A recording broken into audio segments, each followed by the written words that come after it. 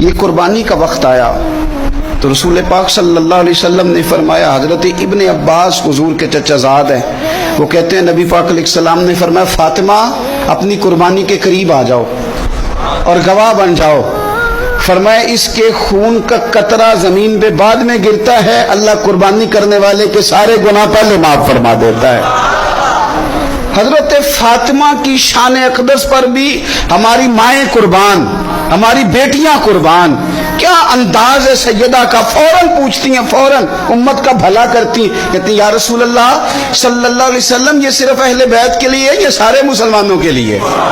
کیا کمال ہے، کتنا پیار ہے حضور کی امت سے، حضور یہ صرف اہل بیت نبوت کے لیے ہے؟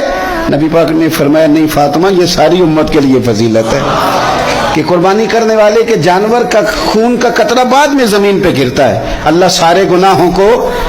پہلے معاف کر دیتا ہے۔